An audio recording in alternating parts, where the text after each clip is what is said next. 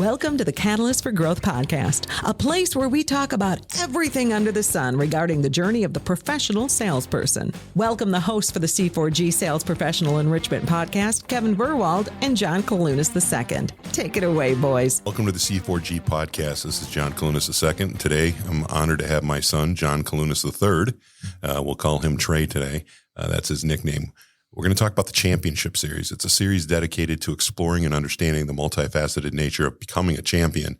My son has had a pretty extensive athletic career, and we're going to talk about all of the ways and different functions that helped him on his journey. And why we think it's important to financial services is simply the fact that we see a lot of our advisors that their kids are either very high performing or very low performing. And I would like to shorten that gap. And again, this is for all of us to get better personally and professionally. And I've noticed in the course of my almost 40-year career that you have some advisors that are all in with their children, teaching the next generation to be better. And then we see some, because of the pressures of the business, have really sort of stepped away from being a parent or more focused on their work, and their children are almost being raised by society instead of themselves. So Trey, I challenged him to come up with sort of his personal mantra and sort of his idea of what it takes to be a champion. So over the course of our talks, we're going to delve into three fundamental pillars: community, spirit, and personal self. These elements are not just components of success, but they're the very essence that shapes and defines a true champion. And today, I'm excited to be here with my son and share this to you. Trey, let's talk a little bit about, and I know you don't like doing this, but let's talk a little bit about your background and why you're supposedly a subject matter expert on being a champion. Well, I think it even goes further than that, right? It's also in leadership. And it kind of goes back to when I was a young kid. You taught me, and I think this is one thing that we can all understand in life. A leader isn't necessarily the one that's wearing a captain, patch on his jersey. But a leader is one who's going in early, staying later. They're doing the extra things to ensure that the gaps in the team are filled in. And I think now, especially with social media, we just see a video and we think a leader's, talking about something crazy or trying to fire people up. No, a leader has so much more to do. And you really have to understand what that is and really be comfortable with yourself in order to be a successful leader in today's world. Yeah, I've often thought that a leader, especially on a team component, is always the person that is reaching down and helping people up. Like you said, gaps, right? So there are people that maybe on a Division I lacrosse team are, homesick or something, that you're reaching down and trying to help them up. That is a leader in which you're trying to make the person as well as the team better by helping those behind you with a hand up. Exactly. Or a lift up. And, we'll cover my education that I've, studied leadership. That I paid for? Yes. I've studied leadership, in high school at IMG Academy, where I was an academic All-American. And that really sparked the interest. So, moving into undergrad, when I was at Detroit Mercy after transferring from Marymount, I was Dad Butler Award winner, and that actually came off the back of getting injured on the college level. So people don't know what the Dad Butler Award is? Exactly. So what is that? It's the comeback player of the year for the entire athletic program at Detroit Mercy. So over the course of your career, you've had labrum surgery, 5 screws, right? Yep, 5 screws. 2 9mm bolts in your feet for pronated. Yep, ankles, and then the calf tendons lengthened, and then 2 dislocations of the collarbone. Yeah, so you've had I've seen the hospital bills, so I've seen you understand comebacks and you understand the adversity of overcoming that, which is another part of the championship series. Exactly, and I think that everybody's path is different, when they face adversity. But I think, at least from what I've learned in those big stages of trying to come back in your first games against Notre Dame, I understand, and I feel like I can at least help some people along their journeys and really provide a picture. So after University of Detroit, D1 lacrosse, what did you do? Well, I still represent, I played in world championships after Detroit Mercy, but I still represent Team Latvia. So you played in Israel? Israel in 2018 for the world championships, and then 2023 in San Diego. So we had a little gap there. It's every 4 years, but a little gap there because of COVID, right? Yep. Yeah, no, and very exciting on that, because I feel like part of this champion series is really going after America and how we view success. And I noticed that playing at an international level, we might go out and play England and lose by 5, but there's still happiness and cheer and joy in the locker room afterwards because they see the development and how they've grown as players. So interesting. Yeah, I would just take it as a loss and be pissed that I lost by 5 goals. And they're looking at it, they're looking at the journey differently. I think there's a lot of wisdom in that. And as financial service professionals and sales professionals as a whole, I mean, your goal is really to be better than you were yesterday. It's not being the top of the leaderboard and everything. Maybe you will be, but you shouldn't be discouraged. And, you know, I'm learning this at 60 years old that competition is the thief of joy, or comparison is the thief of joy. And competition can be the thief of joy if you let it. Exactly. And I think it's important, especially as a sales professional. I work for DocuPhase, and it's a software AP automation company. And even when I'm in that sales role, I don't necessarily always compare myself to the leaderboard, but how many calls did I make yesterday? How many customers did I talk to? You know, how many problems did I solve? And so I feel like one of the main goals of the Champion Series is to actually truly recognize what success is, because we all have a false notion of it. Why did you spend so much time in writing this? There's 4 talks here, and we'll have them through the podcast. You know, we'll have them. You just tune in every week. There'll be a different one that we'll post, but they won't be 4 consecutive weeks of the Champion Series because it takes a while to put these together and produce. But why did you spend so much time in putting this together? Why is this important to you? Number one, it's important because of currently what I'm doing with mentoring. A lot of the kids that I started off coaching middle school lacrosse with a coworker. That's your favorite year. Those are your favorite years, aren't they? Yeah, because the parents aren't necessarily too involved. But I started coaching them, and we had a ball in the summer. We won 2 state tournaments, and we were going around the country just having a great time. And I developed a relationship, you know, through coaching with these kids, and they actually saw that I had a passion. They saw that I had the knowledge, and they saw that I wanted to be there. And so they really gravitated to me. And now I'm having weekly calls with 2 of them that are now high school seniors asking me recruiting questions. 2 weeks ago, one of them called me and he's like, you know, I've got X amount from this coach. Can I go back and ask more? I'm like, yes, believe in yourself. You know, this is your journey. Make sure you're going about it the way you want to. And so I think that why I put so much time into this is they're ongoing problems that I think are great reminders to be a champion. And then also I think if we can, you know, alter our current format of how we do things daily, it really will help everyone become a champion. And it starts more at a younger age instead of when you're 50 and your ways are set. I think that was a shot, ladies and gentlemen. I think that was a shot. And by the way, I'm 60, not 50. So exactly. You know, one of the things I watched, you know, we always talk about NFL players and people say he's a bust. And we have this conversation all the time. It's like, yeah, he was a 1st-round draft pick and he signed a rookie deal and he made $17 million, but he's a bum. And I'm thinking to myself, he made $17 million, right? So is he really a bust?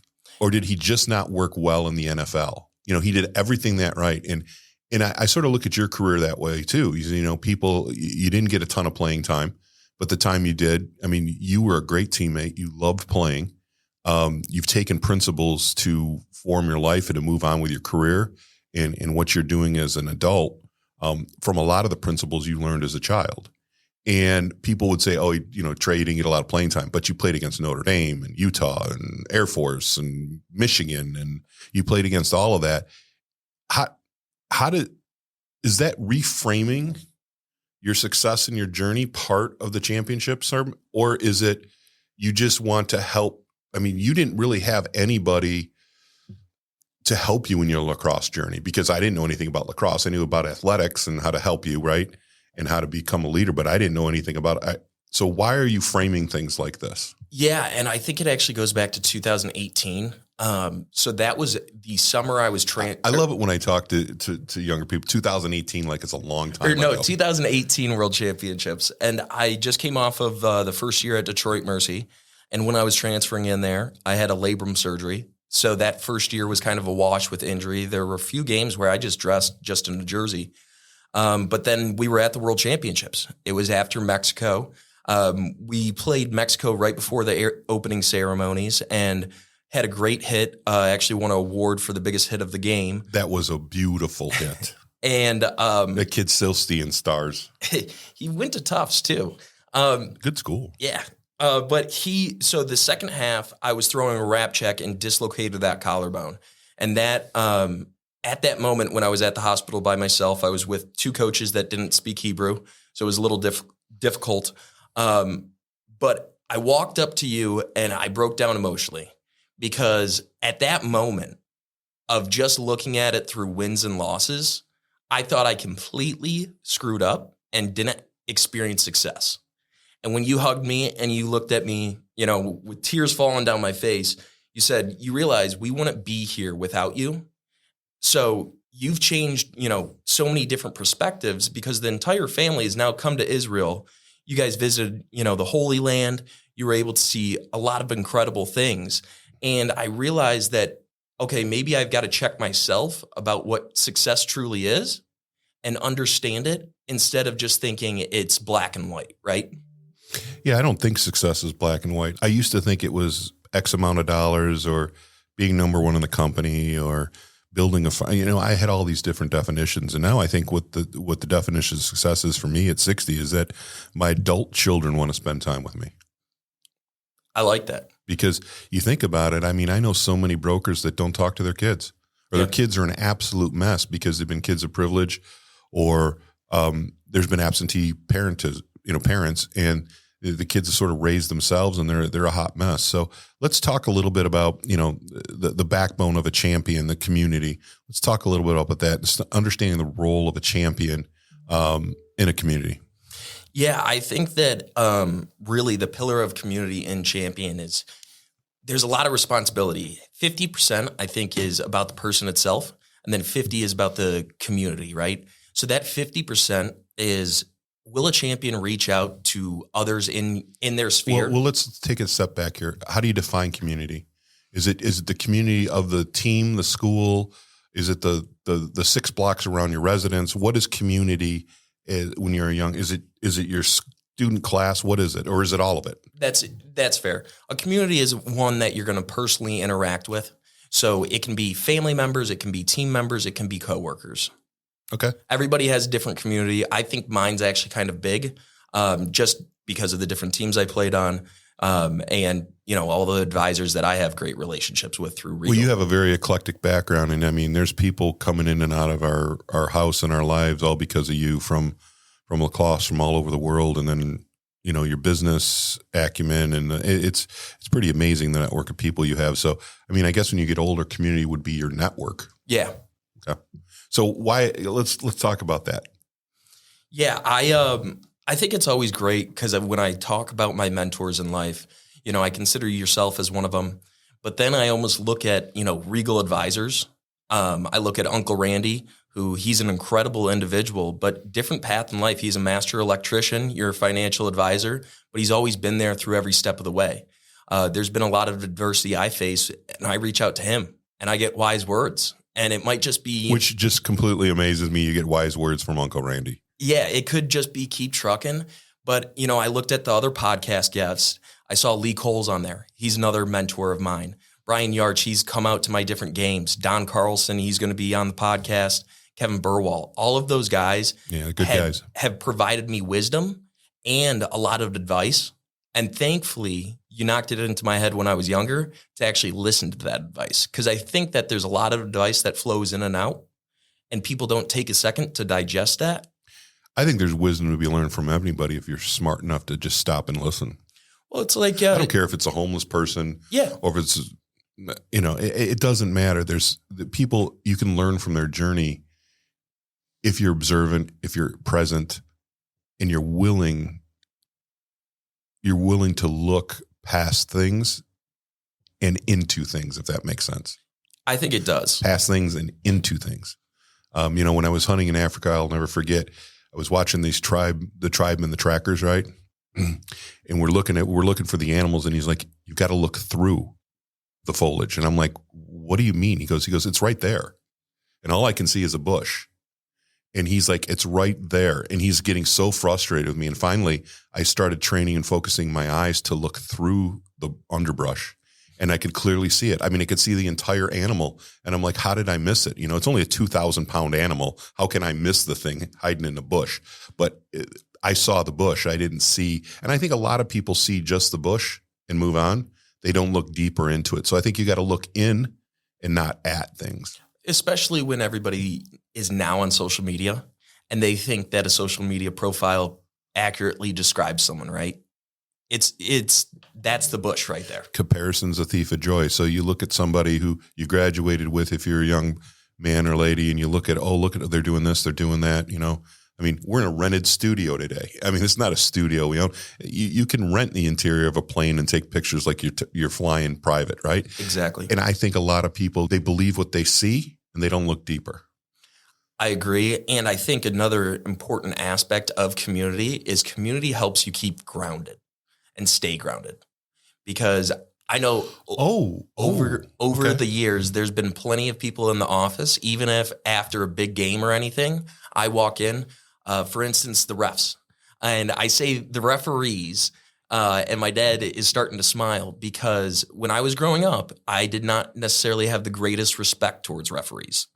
And you had a few advisors that were college level referees. They sat down and they talked to me. Yeah, I had them sit down and talk with you and explain. And really, show that respect. And afterwards, it's now a running family joke, but sir. I used to always address, sir, can I get a question on that? Sir. Yeah. We always know it was Trey on the field questioning a call or a rule. Sir. And so, it goes to that saying, you're never as good as what you think you are, and you're never as bad as what you think you are. Well, that goes into overthinking, right? Yeah. We overthink things. We think ourselves out of things. I know you're a huge overthinker. And at times I've had to tell you to just keep your head down, shut up, don't think, and just run into the wall. And you've always, like when they recruited you IMG, I'll never forget this. Schatz calls me, and I was actually driving to an advisor's office from Detroit to Cleveland, and your mom was in the car. And I got him on speakerphone, and he goes, John, I just want to let you know that Trey is the worst kid we're recruiting. And I'm like, well, there's a motivational talk. And I said, Trey, if we spend all this money, are you committed? And you were in tears. Yep. When we were all on that, you were on the phone. We were driving, as I said, to Cleveland. And I said, would you give it everything you got? And when you went down there, you were not highly recruited. And you ended up being, the coaches were pointing out on Parents' Day, it's like, this kid's a monster over here. We don't know where he got him and where he came from, but he's doing everything right. He's got his head. He's got a perfect attitude. He's working, they have 6-hour practices and you're working before and after. So that's what we need to sort of transfer in this podcast to people, is to teach them that warrior heart, but to do it with compassion, so that there's compassion. And so, Jordan Peterson says this, that you need to have a sharp sword, but have it sheathed and be ready to go, because at times you're going to need to step up, and you're going to need to grab that internal grit. And we're not developing that in our youth today. No. We're giving them easy ways out. We're not holding them accountable. I'm amazed at how many advisors don't have their children have a job. Yeah.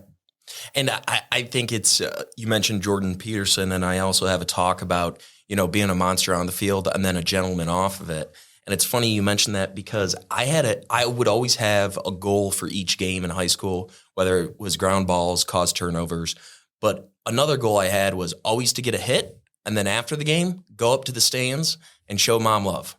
And, you've got to have that balance, especially with, our globe being so interconnected now. And there's a lot of different things happening. C4G can help you and your sales team grow. Contact C4G at catalystforgrowth.org or call us at 813-454-0557. The journey of success starts with a single step. So what about the spirit and the drive of a champion? How do you determine that? And again, we're talking about you personally, and then your observations as a 27-year-old man just entering the workforce.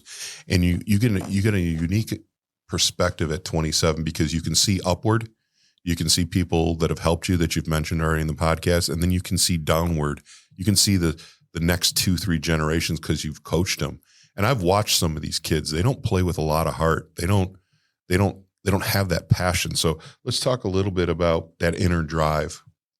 Yeah, and I think that talk, especially in the Champions Series, we label it as spirit, but it is also heart. And when I look at, myself, what are two things that really propelled me to be a champion? I think it's my mental game, but also that passion. And you mentioned, there's many kids now that don't have the passion, and it's true. And I think that's also because we fall into that trap of social media. This is what I have to be doing. Go figure out your passion, and then don't stop until you achieve those dreams. This is sort of a side question. What's your spirit animal? My spirit animal, I would have to probably go with a honey badger. Ooh, I like it. You are tenacious and you stay on things. And one of the things that's unique about you is as you've gotten older, you've really focused on your character and what your word means and promises. You've really focused in on that, especially the last couple of years. What has made you do that? Why have you focused? I mean, you're sort of old school in that, where you give somebody a handshake and your word, and that's a bond. How did you pick that up, and why doesn't the rest of your generation pick that up? I think it's probably because of all the different experience I've had, going internationally and also growing up in Regal, right? I watched you be a man of your word to advisors throughout the years, and that's how I learned how to do business. Yeah, I tried to, and sometimes the advisors make it real difficult. But, I learned it from you. And so, that's a first experience. But you travel to other parts. That's one thing we've lost kind of in, America, that handshake, that your word means something, because, they might have something bigger and better that comes up. And I think that's a defined trait of a champion, right? Integrity. Exactly. And that's part of Regal's tagline. Because if you're not if you don't have integrity, people, and you're not authentic with it, because there's integrity and then there's an authenticity of integrity. If you're not authentic with your integrity, people can't trust you. And you can't be a champion if you're not trusted. You may not be liked all the time, like in Michael Jordan, what was Michael Jordan sing? The Last Dance. Phenomenal, right? Yep. Some of his teammates hated him. Oh, yeah. And he lived with it. But he lived with it because he knew more than they did and how to help them. And he needed to sometimes, be a little rough with them. But he knew what he was doing and he was leading. And you're not that type of leader. I've watched you lead. You're more of a helping hand, a support type of leader. But I just find that interesting, that I think we've lost a lot of that integrity and authenticity with youth. It's immediate gratification. It's transactional, and it's hedonistic. I agree. And I don't necessarily know the path of how to reinstall it in the youth, but I think that if we stop or almost focusing more on ourselves and our families and talk more about those values, and they're going to have that passion, right? I've seen so many kids throughout the years that are playing sports and they're only out there because mommy and daddy want them out there. Go let them play video games if that's their passion. Go let them paint in an art studio. I always tell people, when you're getting private coaches for their kids, they're always like, because you had private coaching as well as all your team stuff throughout your years. They always said, well, how do you know to invest in your kid? And I said, plain and simple, if you see your kid and he goes to his normal high school practice and then he's in the backyard throwing balls, or he's going down to the park and he's working, playing hoop, he's doing whatever he wants to do. On top of the practice, that's when you know that it's a passion and you should invest in your kid's passion. And it's not only with writing a check, ladies and gentlemen, it's about being there. We used to fly in and out. Mom and I would hand you off in Baltimore or Long Island, city. But wherever, I would drive you out, leave a car there, and mom would be with you, and I'd fly back. You were in summer tournaments all on the East Coast every year, and that would just be part of the family thing. And I think some of those memories that you have with mom and myself are really powerful because it was just, you were on like a road trip, and you took it as a business trip. Every time you played, you took it as, and I think that's an IMG characteristic, that they taught you how to be a professional at 16, 17 years old. And I think one of the memories of all those trips too, that I think needs to be expanded upon on the current generation and parents really trying to figure out if their kid is in something passionable, is you asked me multiple times, is this what you want to do? You would never get upset if I wanted to do something, just if I didn't have a passion about it. And even as a young kid, you said, I don't care if you want to, be a garbage man for your entire life, but you better be the best one. Well, you better try to be the best one. Yeah. I always say this about things is that, and with marketing, right? The 3 marketing principles: first, best, and different. You're never going to be first at whatever you do. It's really incredibly rare. There's a bear catcher for every bear. Yep. To be the best is subjective. To be the best you is attainable, but to be the best overall, I mean, if you want to work to be a great basketball player, that's great, but are you going to be as good as Michael Jordan? No. But different. You can be different right out from the get-go, and how you handle things and how you approach things and how you show respect or disrespect people, how you integrate with them, interact with them. So what roles do mentors play in supporting and elevating potential champions? I think they play a very important role. And I think it's also important to be a mentee and a mentor. You've got to be give me an example, because I know some mentors that mentored you and it sort of fizzled out. I think mentorship, it's sort of changed over the years. I think this generation thinks it's a formal arrangement. Like it should be almost like there should be a contract and we need to check in and we need to do that. But that's not mentoring. You mentor several kids at the D1 level in high school. You mentor people outside of work, I know. Mentoring isn't as formal as people think it is. Agreed. And it's relationship based. You've had some mentors in your life that have failed, and I'm thinking of one at University of Detroit, right? And that individual really gave you sort of the path to get your master's degree in strategic leadership from Michigan State. We never finished your bio. And now you're a PhD candidate at Liberty for strategic leadership. So that individual was very instrumental because you had your minor in leadership and you decided that, hey, this is a road, this is a passion I want to go on and sort of wrap this in my business career. Why do mentorships break down? I think it's because it falls back to the authenticity, right? Is the mentor actually there for the reasons? Why do I pick up 9:00 p.m. calls to talk about a kid's recruiting college lacrosse journey? Because I coached him when he was in middle school and I care about him and he's confused. He doesn't know, who to go to. So if I can provide any hope, any, light at the end of the tunnel, that's what I want to do. And that's a personal passion. And I think that the reason why they overall fail is people try to get into them just as a way to make money. And they don't truly want to serve their mentee. I think there's something there. I think they want to leverage the experience for their own good instead of helping up. Exactly. And I think a mentor's got to reach down and help up. You got to lift up if you're a mentor, and it's lifting up. It's not pushing up, it's lifting up. Yeah. So you're reaching down and lifting up and sharing your experiences, cutting learning curves, helping people grow and develop in a different way than just barking at them and motivating them and pushing them, right?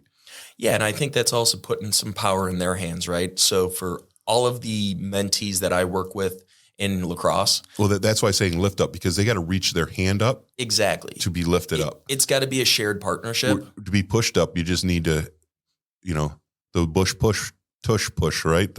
Just push people through the end zone, and it's not the same. And I talk about the like with my mentees, almost like a ICP for their colleges, and so I won't mentor them until they put a list of colleges together that they truly want to go, and they can tell me a fact about it or something they like, and so there's that shared passion or shared responsibilities, at least in our relationships. Every player has a great coach. Contact C4G at info@catalystforgrowth.org, 813-454-0557, and talk about your goals and the plan we will hold you accountable to. What shared values within your community have helped guide your personal and professional success? I would probably say there's a lot of different values coming from the Midwest, right? Growing up in the Midwest, Catholic, so I was always involved in that community, but being hardworking. I saw that in the community. I saw that from Uncle Randy. quite a bit, and many other advisors. I saw that from you when you're flying in Thursday night for a lacrosse game and then flying out Friday morning just so you can come in, and watch me play. I think that's a pretty powerful thing we forget now just because we talk about working smarter and not harder, but the hard work is always needed. Share a personal story about your determination that helped you overcome a significant challenge. It's sort of odd to ask you these questions because I know the answer pretty much. Being your father, I've seen you overcome a lot of things. I'm interested to think what would be the number one that you would want to share with the audience. I think the number one, the one that has the most impact on me still to this day is the moment walking in with a bum shoulder, no surgery date scheduled, no offers, and asking my coach at Marymount that I wanted my release. And it's all because I wanted to obtain the dream and achieve the dream of playing at a Division I level. And I realized that those tough conversations are going to become more frequent as you come in contact with success in life. And so you got to start there and just get through them. Yeah, it's amazing to me how people won't have tough conversations. They avoid it instead of facing it. And I think that facing those tough questions teach you a lot about who you're going to be, right? Yeah, and I actually called that coach a few weeks ago, earlier in the summer, and we had a great conversation. We still have, love on both sides of the table. So, shout out to Marymount University. There you go, a little love. What advice would you give someone that's struggling with a sense of purpose and passion? So, we're talking about young kids. We're talking about advisors trying to help their kids. How do you help somebody that's struggling with their passion? And how in the hell do you know your passion when you're 14 years old? I think, on the younger side, obviously, whatever you're finding joy in, pursue it, figure out if there's a career option. But, once you become 18, you're in college or even older than that, I think it's also spending time by yourself and understanding yourself. Instead of that car ride with music on, turn it off. Ask yourself questions. Are you happy? Do you enjoy what you're pursuing right now? If you're not, what would you enjoy if you pursued it? I think solace time is a very interesting introspective because I don't think people do it enough. A lot of people aren't comfortable with being with themselves. And, they don't truly know themselves. Yeah. It's interesting. I'm doing a lot of reading on that, and it's quite fascinating. And we'll share that at another podcast time. But how do champions, from your perspective, balance that fine line between ambition and burnout? Because you've been burned out at times. Yeah, I think that's... And you've been overly ambitious at times. Yeah, I think that's, one of those things where you've got to have those checks and balances. You've got to understand that we're all human. We all have our flaws. How can a parent help a child with that? I know I look at these kids now that play baseball. They play like 60 games in the summer. Then they go into fall ball. Then they go into winter ball. I mean, they're playing baseball like 120 games a year. It's crazy. I think it's a great reminder that if your child's good enough to play at a higher level, the coaches are going to find them, especially now. You as the parent, you've got to actually be the one, if they're so ambitious about something, pulling them back to say, hey, take a break. There were multiple times on showcases where you're like, dude, you need a break. And so, we would go up fishing up to the cottage and everything. And so I think that that's a big responsibility of the parent to ensure that they're pulling back on burnout. Yeah, since I watched you play all the time, I could tell when you were just tired. And you would never tell me you were tired because you wanted to chase this dream. So, but I could see you like on a ground ball in lacrosse that normally you're going 5 yards off the field to get it, even though it's out of bounds. But I could see where as soon as it hit the white line, you would stop, which is not typically you in the way you played. So I saw that. So, we're coming up here to the end of this podcast. How do you want to talk about the series and the other components of the series to set people up so that they can tune in again and catch this? Because I think this is some really powerful conversations, not only for the professional salesperson, the advisor, for their children, but for themselves. I mean, there's some components, again, we're just talking freely here, and I didn't do a lot of prep for this because you're my kid. I should know this topic fairly well with you, but it's been interesting to me on some of the strings we've pulled at in this initial conversation. Yeah, I think if you are completely successful and you've achieved everything in your life, don't watch the remaining episodes. But if you are constantly trying to work on there goes yourself, our ratings. yeah, but You're horrible. But if you're trying to improve yourself and you actually understand that you're missing something. So this goes to Michael Jordan. If you're listening to our podcast, don't listen anymore to the championship. But if you're not Michael Jordan or Wayne Gretzky, Yeah, you need to tune back in. exactly. And I think that You're horrible for building ratings up. When we lay it out, the remaining episodes are really going to dive into the heart of a champion, that spirit, personal self, that mentality, overcoming different obstacles, and then also how the community, helps a champion out. Yeah, I think Maya Angelou says it takes a village to raise a person, right? It really takes a community. It does.